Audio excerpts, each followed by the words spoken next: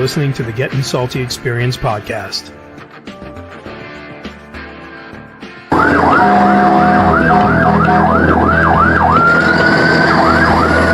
My name is Paul Hashagen.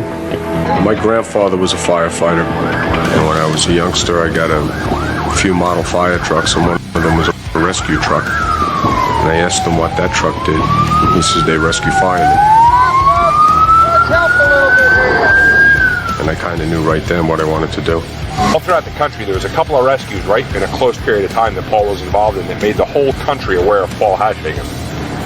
One was the news helicopter crash when he rescued the news reporter and the pilot from the helicopter. Paul was the rescue diver that went out. He went down not once but twice. Well, I like to kid all my friends that work in other boroughs, that I work in the city and they work in the suburbs. I've been underneath the top parts of bridges. I've been in tunnels. I've been in collapsed buildings. I've been in submerged vehicles, on top of skyscrapers, in tenements, inside of tanks. Whatever could happen eventually happens around here.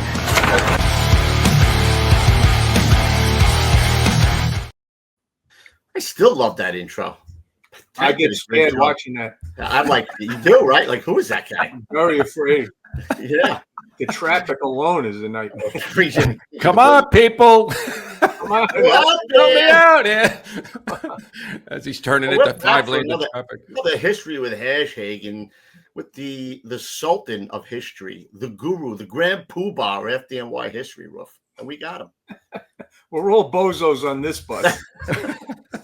Boop, boop. Well, it's nice to see you back anyway. I'm sure we have another guy that, is like a Superman on the fire floor. Yeah, it's a shame Tank is not with us. He asked for this, didn't he?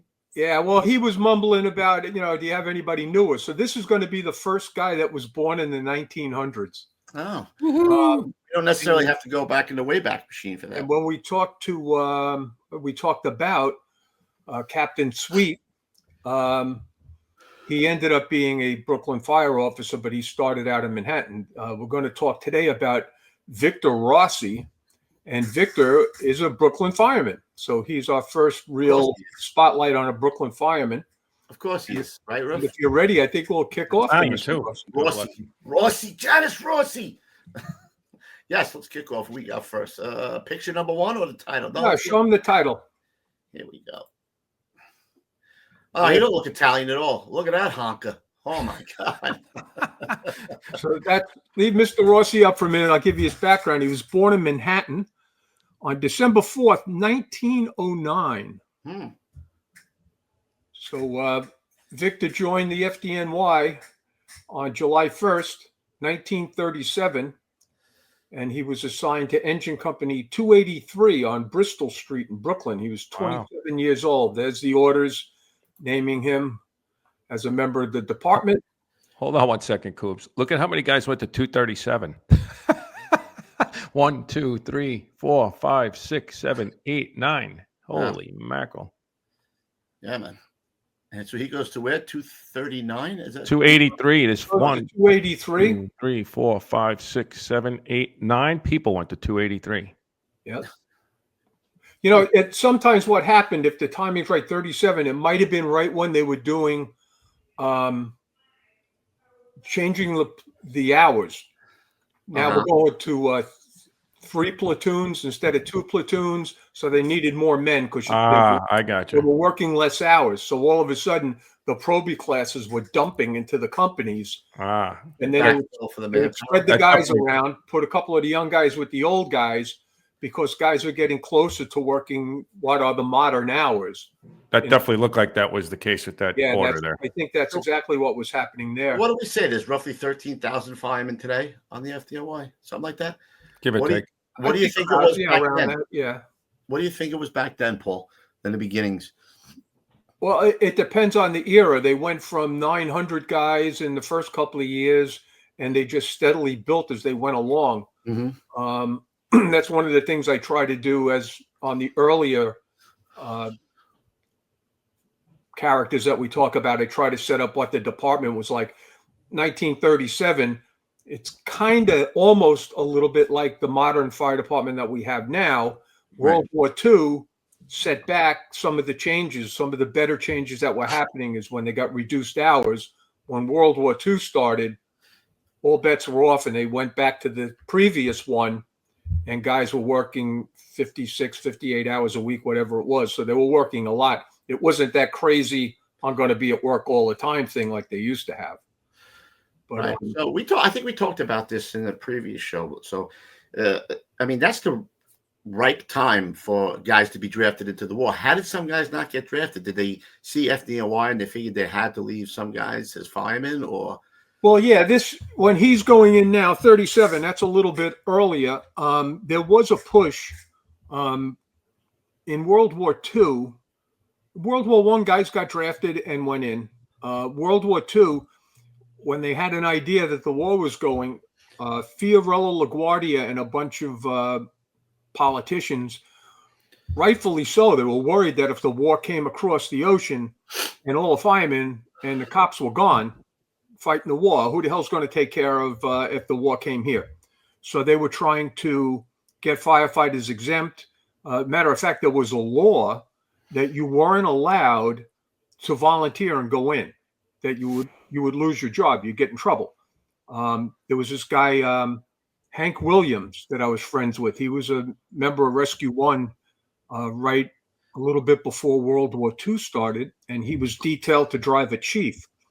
The regular aide was on vacation. He's driving this chief around, and he dropped the chief off for dinner, and he'd be in Times Square, and they had a little building just like they have now where the military had offices and you could go join up. So he kept going in talking to this major or colonel, whoever was in there, and they got to be friends. And he kept saying, I want to join the Marines. I want to join the Marines. And he says, the law says you can't. The law says you can't. And on and on and on. And he used to drop by almost every day. And finally, he missed the day. They went to a fire or something. And he comes back the next day. And, the Marine says to him, well, yeah, I figured out what we can do. So what's that? He says, well, you can't join the regular Marines, but you can join the Marine Corps Reserve, and then I'll activate you.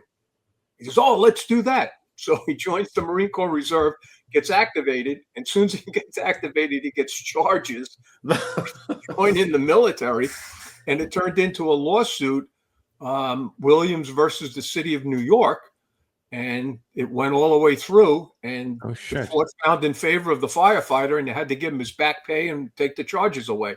Wow. So, did he get deployed? He got activated. Well, I'll tell you what, I was supposed to talk about Mr. Rossi, but Hank Williams, what a character he was. One of the coolest people I ever met. He was an alternate on the Olympic water polo team. So he must have been a great swimmer. If you ever seen water polo, yeah, they got that's I don't crazy. know how You're not touching the bottom in that sport, and they're beating the hell out of each other. So he was friends with Johnny Weissmuller, who was an Olympian and the first Tarzan, and Duke Hanamoku, who was a swimmer on the Olympic team and ended up being sheriff of Honolulu and considered the father of modern surfing. He was pals with these guys. So, I was lucky enough to call him a friend, and I would sit for hours and just listen to him. I think that might smell of another show on this guy. Yeah, oh man, I wish he was still around. There's so many questions I thought of asking him after I asked him about a million. Right. All right, so let's go back to Mr. Rossi. Mr. Rossi. All right, why don't we go to picture number 2? We'll show him the firehouse that he worked out of. Beautiful. So he goes. That's still there. Yep, he goes to 283, and he spends the next 10 years there, quietly putting out fires and doing his job. And then, if you go to photo number 3, all right, that's a CD pumper. Now, it's probably, with the 10 years, if he gets there in 37, this is probably timely. He's probably still in the company when they get this pumper. There was a fleet of civil defense pumpers that the fire department had that really weren't supposed to be used. They were manned by auxiliaries, and the whole thing was, if the war comes, we're ready to go. You see the little civil defense symbol on the side, back by the tire, and it says CD up on the top. there was all different rules about when you had to run it, when you had to pump. They wanted to keep them working, but they didn't want them to turn into first line vehicles. And they were really, really tight with that in the beginning. But after a while, when the regular fleet started to fail, they started using the CD pumpers, and eventually they went away. But that's a really unique little piece of FDNY apparatus history, are these CD pumpers. That stands for Civil Defense. Howard Avenue in Brooklyn. Yeah, man. Yeah, baby. So Mr. Rossi decides, no, by the way, he's in Engine 283, which is a double company. And nuts to butts behind each other? Yeah, there's two complete engine companies. And it was the seventh busiest company in the FDNY in 1946. Wow. They had 1,175 runs, and they were eighth in workers. They had 573 workers. And this is before war years, so they're not running a lot, but that's a pretty good average. If you go out the door 1,100 times and you go to work almost 600 times, yeah, that's more pretty than good. 50%. That's a good batting average. Yeah, you're hitting over 400, so yeah, that's really good. So he decides that he wants to go to hook and ladder 120, and in 1947, he transfers over to 120, and they had similar numbers. They were eighth in runs with 1,123 and 11th in workers with 668. So they were doing a touch less running and a little bit more fire duty. But obviously a good place to go then, as it is now. 120 is a historic fire company in the FDNY. And so he goes there.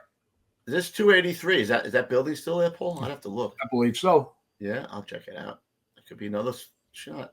Okay, so is this the orders that he goes to the truck on? Number 5, yeah. So he goes there, and the number 6 will show you their rig.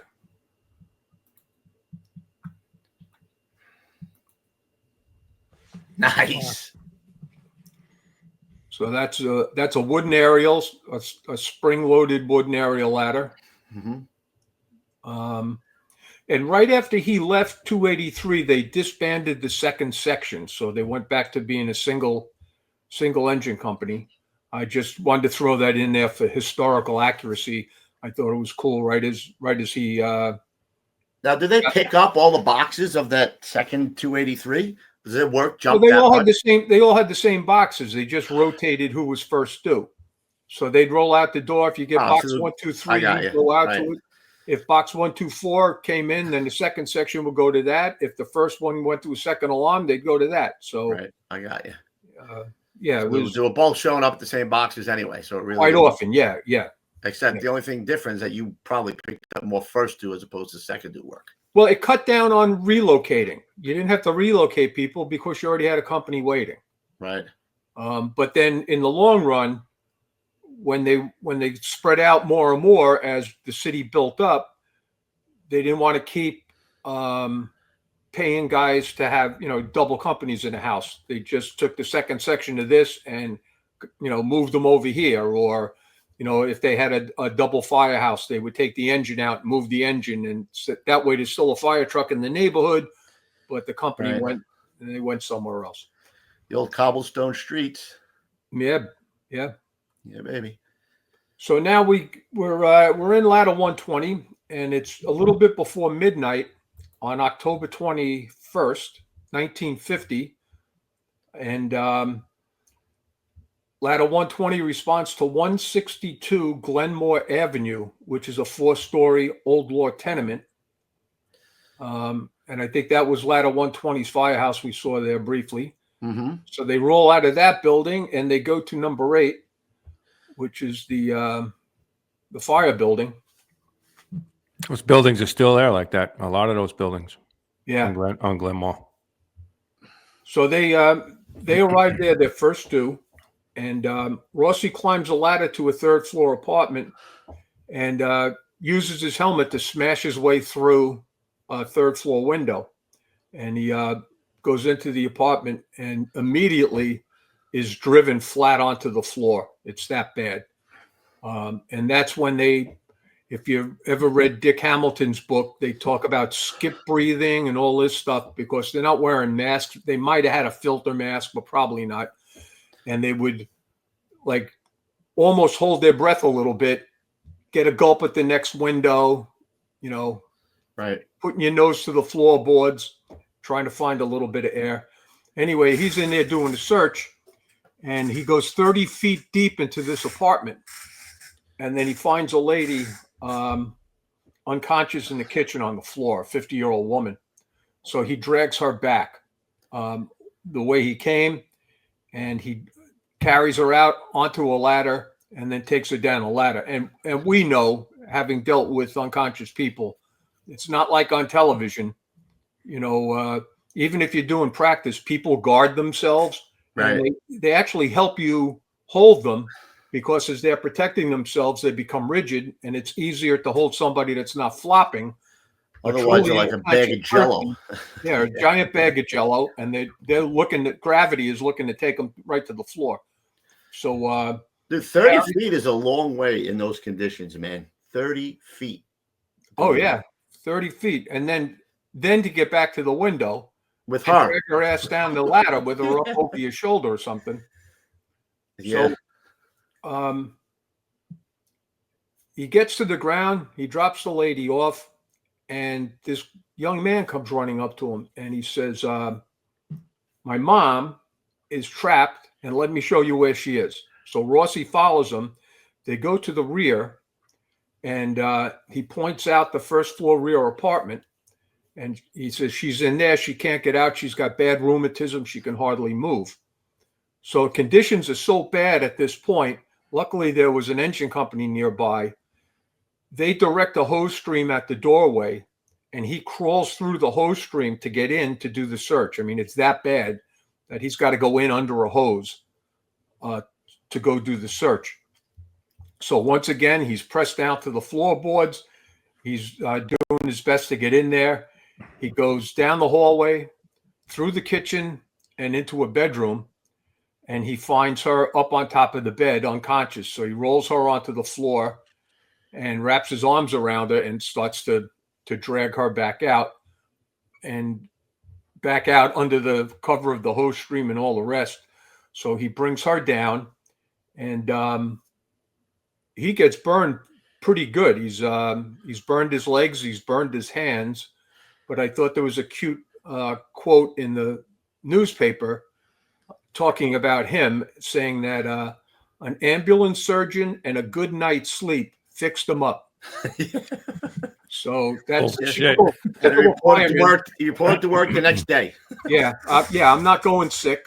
You know, that's it. And so because of this rescue, in October of 1950, Rossi wins the Journal American Fireman of the Month award.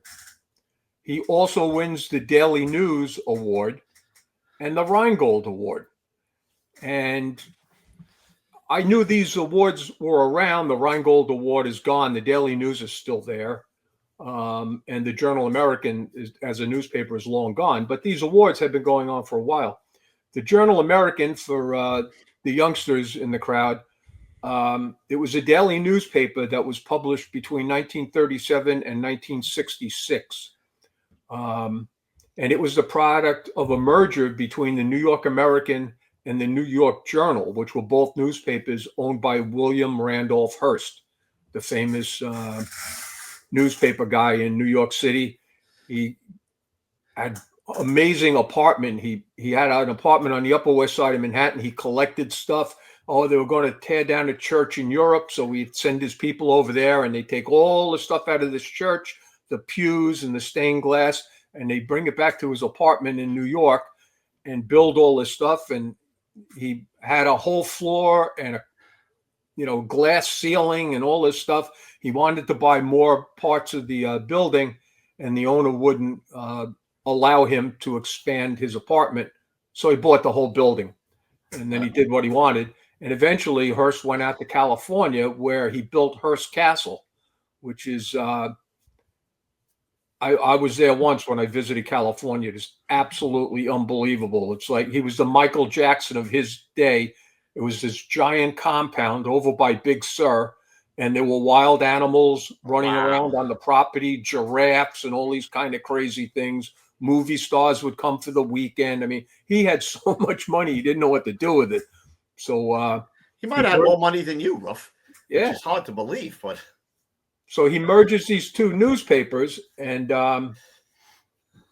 they start. Oh, an interesting thing about Hearst also is he founded the New York Morning Journal, which eventually became part of the Journal American back in 1896. Holy moly.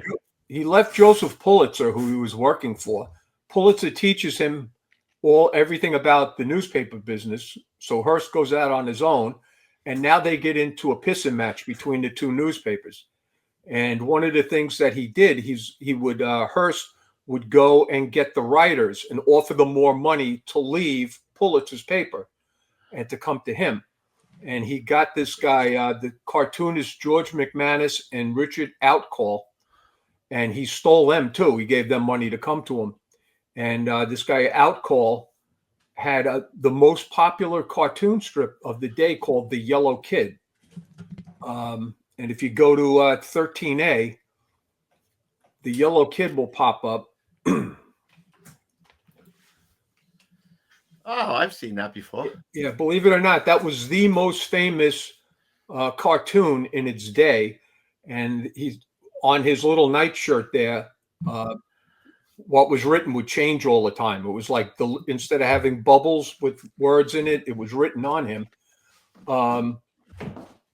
And because he was the Yellow Kid, because of the sensationalism between Pulitzer and Hearst and their newspapers, that's where the term yellow journalism comes from. Really? Because of the Yellow Kid. Yeah. Both newspapers were running cartoons, one done by the original guy, one which was a knockoff, but they owned the original rights. And both of them were saying pretty ugly kid. The real Yellow Kid, but it doesn't probably taking shots at each other, right?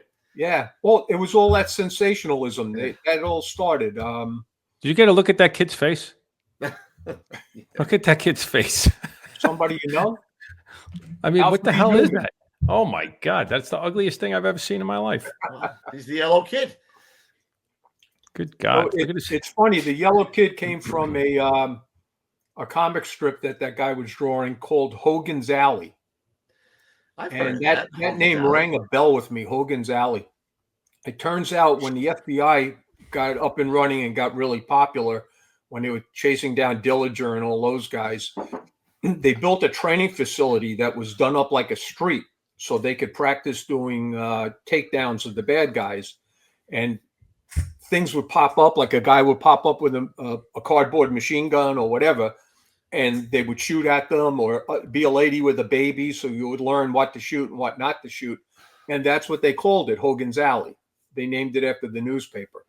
Well, this is what we're going to use for the Nuggets now, Ruff. Yeah, there you go. Nugget. It's a nugget boy. It's a nugget chicken. All right, well, let's go. But here's another little in the area of nuggets. The Daily News Hero of the Month Award started all the way back in November of 1919. And that was when the Daily News pretty much first started. And they would pick a cop or a firefighter, give them the Hero of the Month.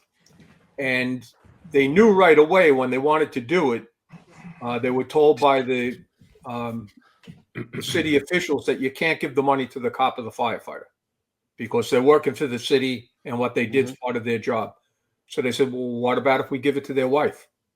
And they go, okay, give it to the wife. Oh, we had somebody else in the last shows. They did that, right? Yep. That's what they did all the way from the beginning. When it first started out, the Daily News would give out $100 in gold, which sounds like so much better than $100 in cash, but it's really actually the same unless you want to hold it and hope it gets more valuable. Or you're going down to the grocery store and you're going to give them gold for Cheerios or something. I'll take the gold. Yeah. But they did that for a while, and eventually they switched over to cash. So it's kind of neat. Matter of fact, our friend, I think you guys know also Herb Iser. Yep. Never heard of him. Yeah, Herbie was a dispatcher, 124 in Manhattan. His brother George was a battalion chief, and George's son is a battalion chief now. Their father and grandfather, as a member of the Fire Patrol, won the Daily News Hero of the Month award back in 1930. And we talked about, why did the Fire Patrol do at fires? They got to this fire and he rescued 6 people. And they thought so much of his rescue that they gave him the Hero of the Month. So that's pretty cool. Nice. So now it's the year after the rescue for Mr. Rossi. And it's June 19th, 1951. You can go to 14. And Mayor to Tony Bennet. Yep. Mayor Vincent Impellitteri awards the James Gordon Bennett and the Department Medal to Vincent Rossi for his rescue. So that's pretty neat. That's the best rescue of the year. I'd say. You can go to 15 for a second. That's his close-up. We already saw his beautiful face earlier. Go to the next one.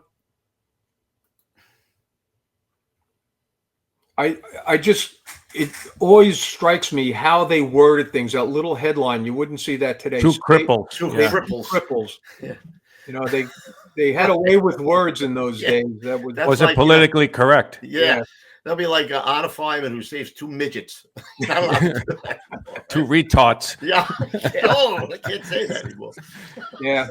Well, you can see why they changed it, because there's got to be a nicer way of saying it. If they're talking about you, it's not too flattering. 2 cripples. What are they thinking? So 17 is him actually getting the medal from the mayor. And he's got the chief of department standing on the side of him there, and the fire commissioner. And for those that haven't seen it, 18 shows you the Bennett medal, which we love. It's a beautiful medal. Tony Bennet. There it is. Which is now the Peter Gancy Award. Yeah, now that's right. What Medal Day soon, isn't it? I believe today. So. Today. Holy crap! Today. Medal Day's today. So they 288. got the Gancy Award in lieu of the James Gordon Bennett for the finest rescue, and then 19 was the medal that they don't give out anymore. It's the department medal. That's a bronze medal, and there's a whole long story about why they had that, but that was around for quite a while. Go back to that. Go back to the Gancy? Bennett. No, yeah, the Gancy medal. I mean, so what? I don't think we've ever really talked about. I mean, I haven't. Like, that's Zeus there? Is that what that is? Who's that over there on the left? Okay, the guy on the left is Neptune. Neptune. He's holding a trident, right? He's the god of the ocean. Right. So water. He represents water.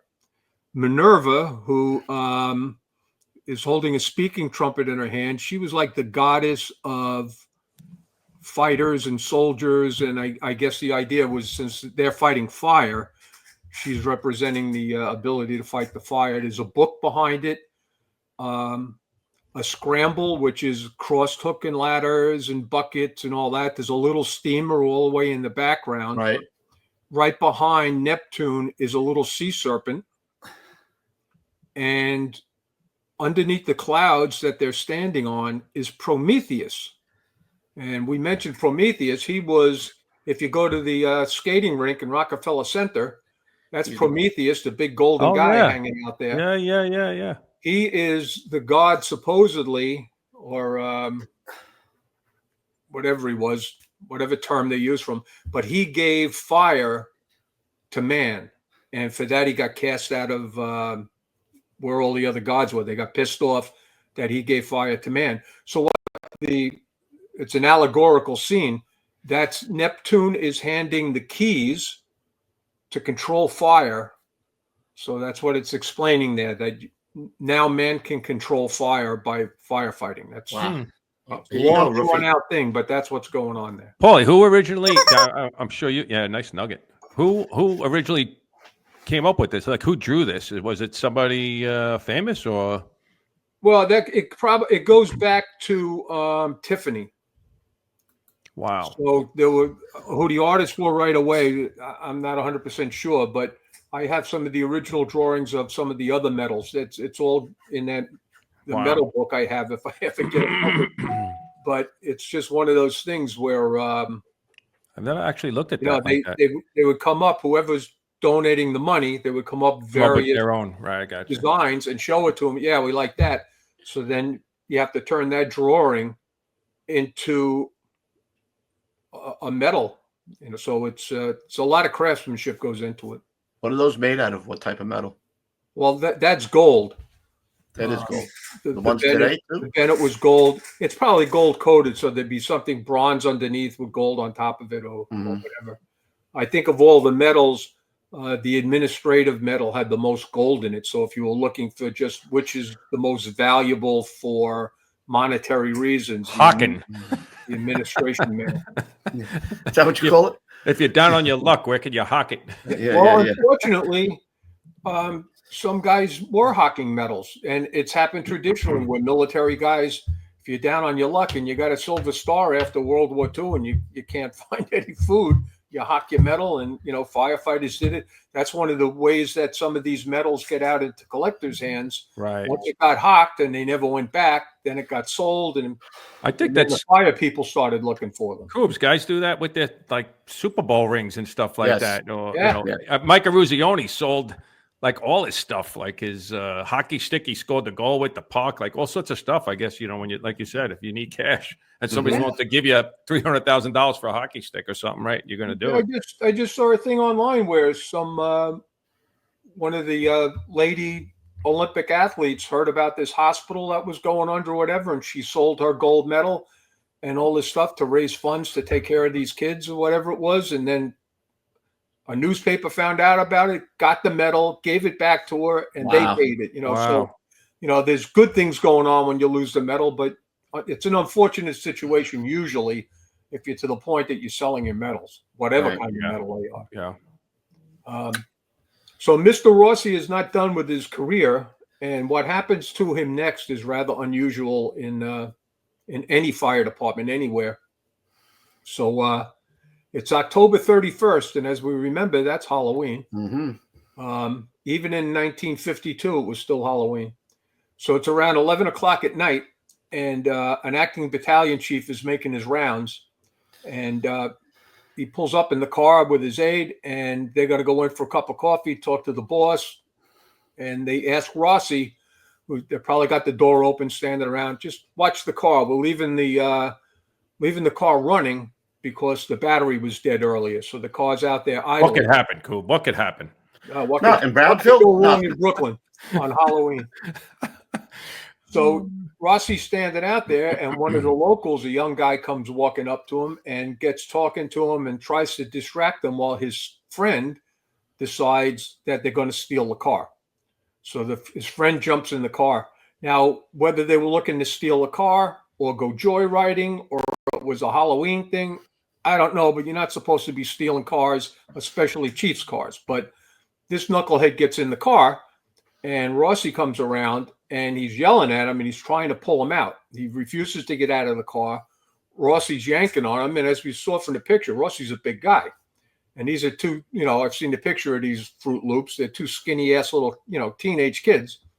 And he sticks these big man hands in there. He's grabbing this kid out, and the kid pulls a knife out and slashes him. Wow. So Rossi wrestles this kid to the ground and tackles him, takes the knife away. But meanwhile, he's cut across the face, the chin, and the neck, just missed his carotid artery, but he's bleeding pretty good. And he drags this kid into the firehouse. So they put the doors down. They got the kid there. They call the cops, and the locals find out that the kids in the building, all these Halloween kids are out there. They come, and there's suddenly 100 people in the street outside the firehouse yelling they want this kid back. But meanwhile, he just assaulted a fireman, attempted to steal the car. They're not Sounds guilty. about right. Sounds about right. So, So nothing has changed in 75 years. No. Yeah. Well, 17-year-olds are 17-year-olds. Oh, It's goodness the gracious. same thing. So the neighboring precincts all respond, and 25 burly cops show up, 10 detectives and ESU all show up, and they clear the streets. And they take this Fruit Loop out, and the kid gets arrested for attempted grand larceny and felonious assault. So they take Rossi to the hospital, and he gets a whole bunch of stitches. And once again, now he's placed on the roll of merit, for getting injured and fighting with this kid and disarming him and all the rest. So if you go to 24, he gets the class 1, and The Hugh Boner. the huge boner medal. Yeah, you know Poor what? guy. Go to 20. I'm sorry. Go to 20. That's going to be the newspaper clipping of the actual events. 21 I have as a newspaper. This one? Yeah, there's the knucklehead kid that slashed him. Ah. And 100 people stormed the firehouse. So that's what was going on in there. 20 was virtually the same thing. So then they give him the U Bonner medal. And then 25 was interesting. This is all the different guys that were getting medals on that year. It's always kind of cool. There it is. Up top, second row. Bunch of mugshots. Wow. So here he is. He's got himself 2 class 1s in a row pretty quickly, which is amazing. So now he's got the 2 top medals that the job gives out, and his wounds heal up and everything. And now it comes to 1953, and because he got the Bennet, he's in the running for the Archer Medal, and that's where they take the best of the last 3 Bennets, and they pick out that, and they award the Archer Medal. So he gets chosen to get the Archer Medal in 1954. Holy mackerel. If you go to 27, He's just knocking it out of the park. there's Medal Day. That's going back to the Bonner. If you can get to, how about 28 or 29? Yeah. Now it's interesting. Dr. Archer had just died a couple of months before this award. The Archer Medal goes back to 1921, I believe. And, some rich buffs put the money up for that to honor Dr. Archer for all the fine work he did for the FDNY. So he used to be there when they awarded the medal. Now he's no longer with us. So that's his wife there, the lady with the little around the neck. This is Mrs. Archer, Emily Archer. So there's a cool picture. You can see the 2 bugs on his sleeve. Yep. Now he's already got 4 medals on his chest. Here comes the 5th.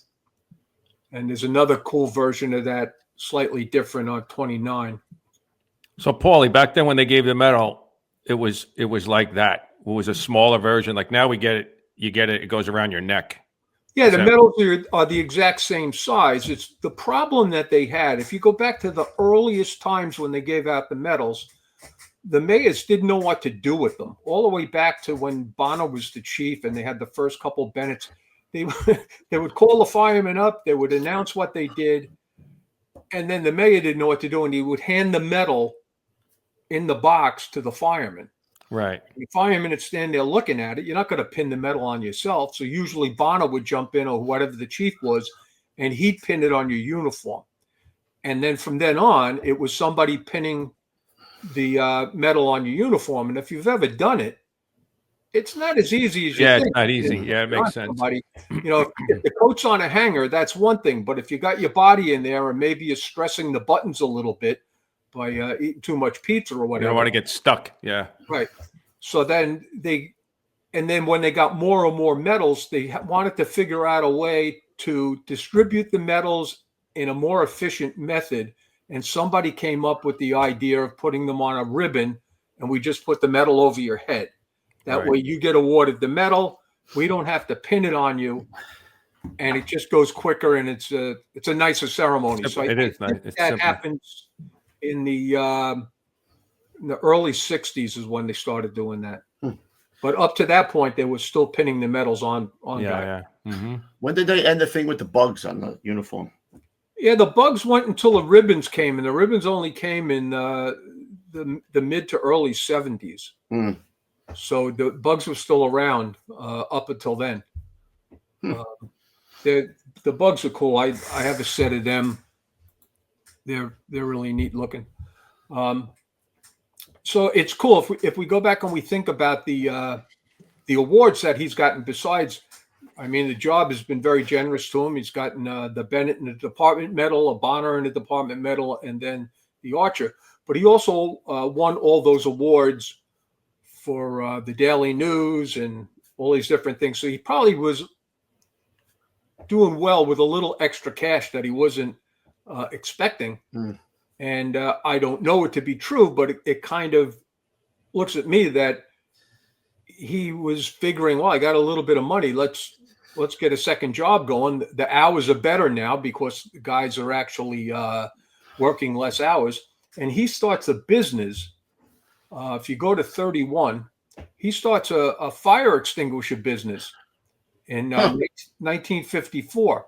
So it's the year that he gets the Archer Award. He starts this fire extinguisher business where they sell and service fire extinguishers. So he's still kind of in the fire business.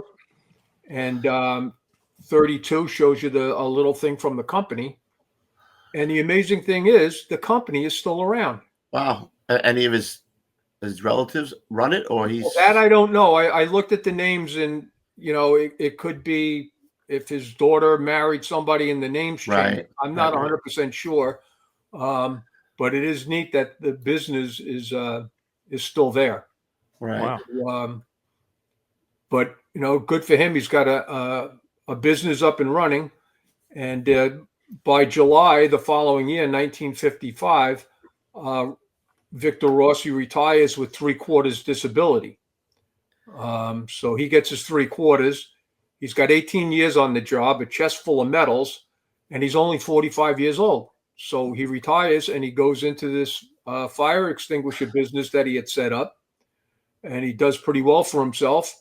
And amazingly and happily, as we've talked about this before, Rossi dies January of 1993. Woo. Wow. So he goes out at 83 years of age. So God bless him.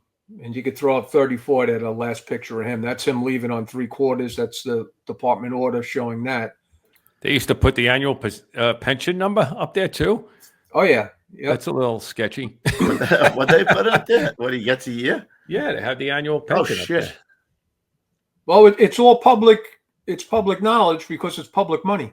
Right. You could go look. There's old things. There's a a paper that you'd like, Kev, the city record. Yeah. And it's got every penny the city spent, whether it's payroll for the cops, fire department, sanitation, schools, lists of, like, it's a really good place to find rosters, the list of the companies, how much each guy got paid.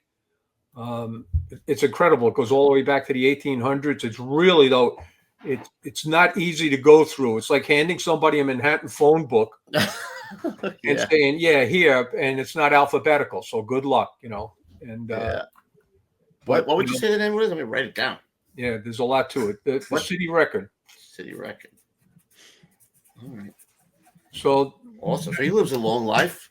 yeah, that's Highly pretty decorated. Cool. Very current happy guy. to see that. A decorated guy. That's our first big, fully Brooklyn guy, and he had quite an unusual and entertaining career, which is very neat. And he racked up a couple of the probably the highest where's the Bonner? Is that one of the highest? On his second.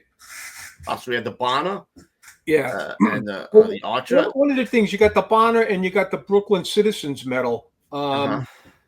Brooklyn Citizens Medal by endowment is supposed to be going to the most deserving Brooklyn firemen. So it depends. The Bonner is either second or the Brooklyn Citizens Medal second on how you look at it. But it really doesn't matter.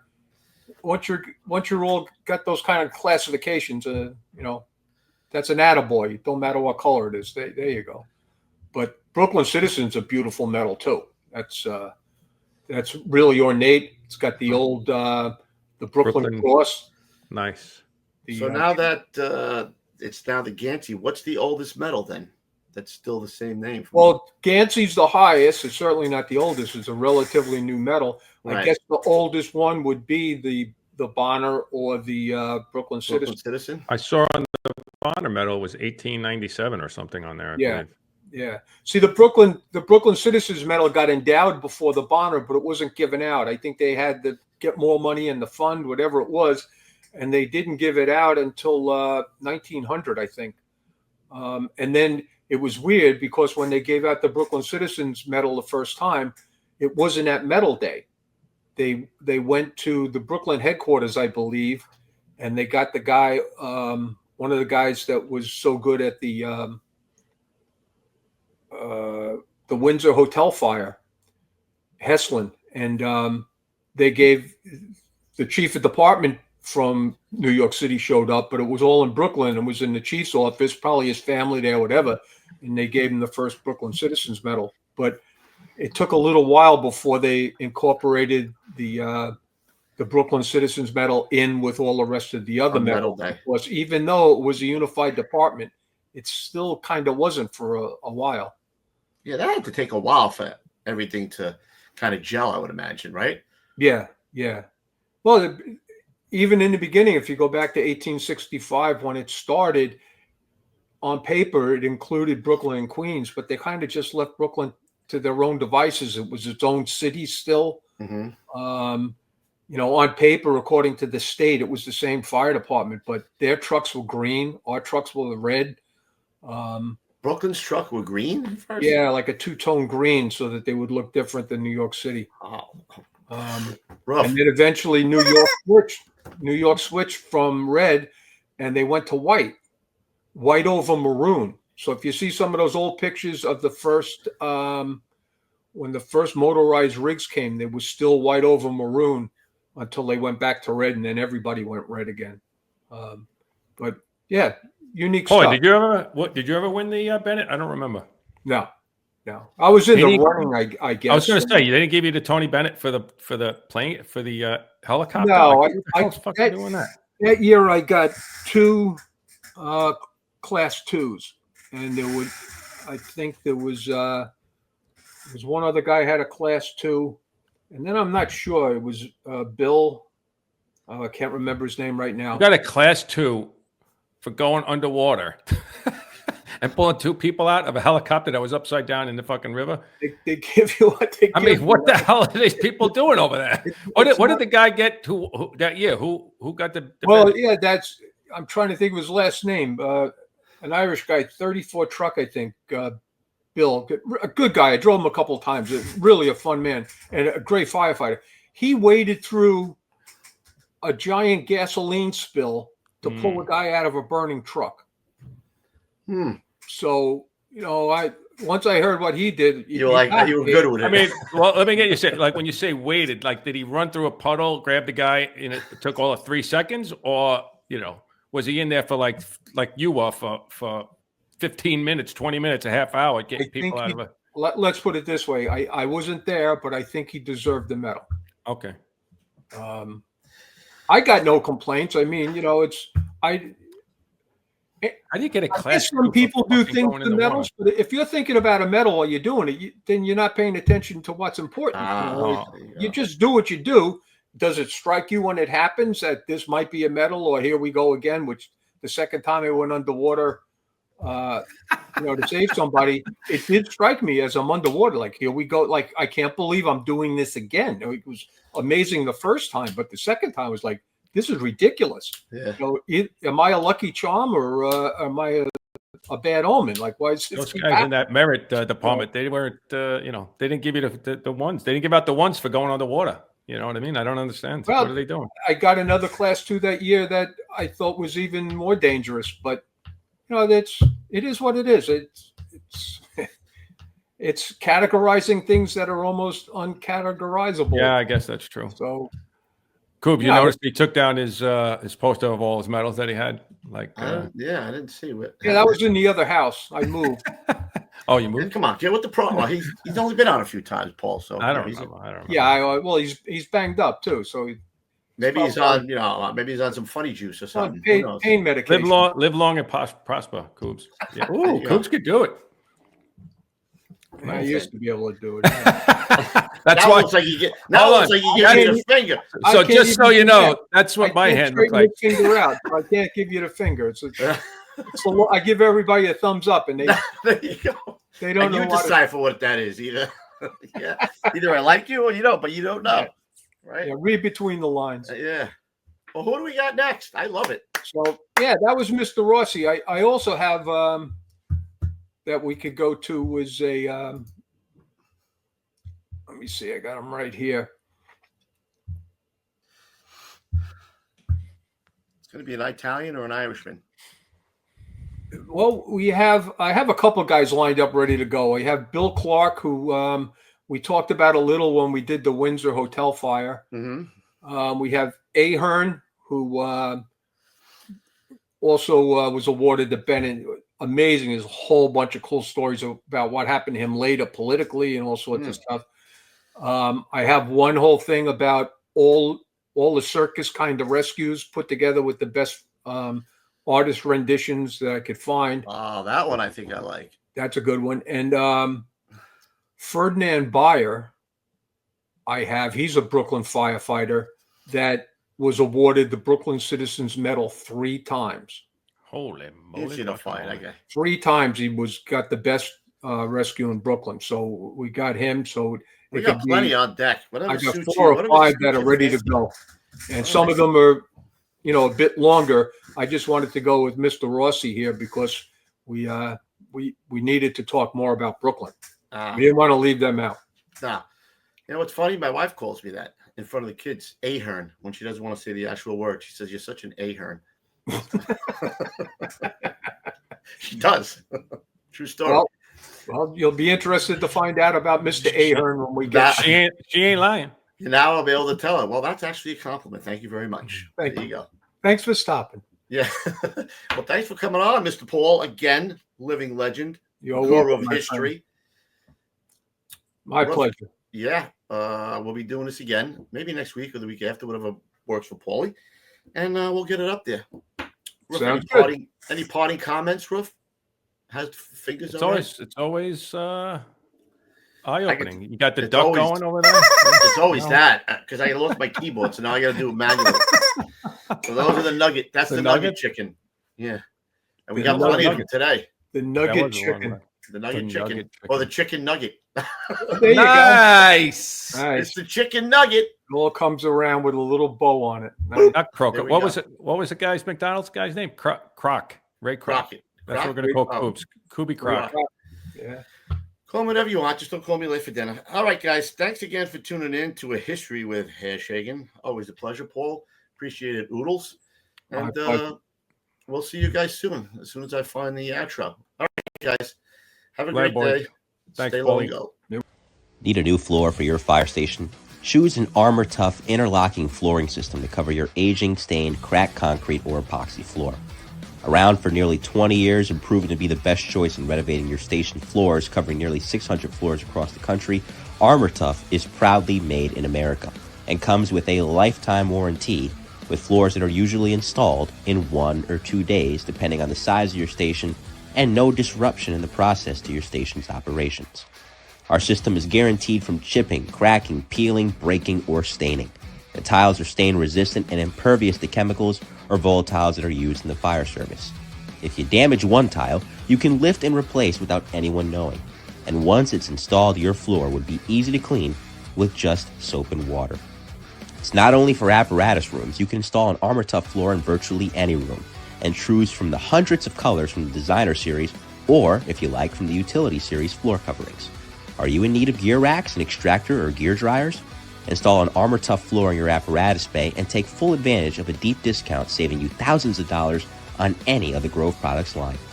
Why install a breakable epoxy floor that'll need replacing in 5 to 10 years when you could have a floor that will last a lifetime? The Armor Tough flooring system is half the price of epoxy and will last a lifetime without issue, more importantly. Join the hundreds of career and volunteer departments nationwide who have chosen an Armor Tough interlocking tile floor.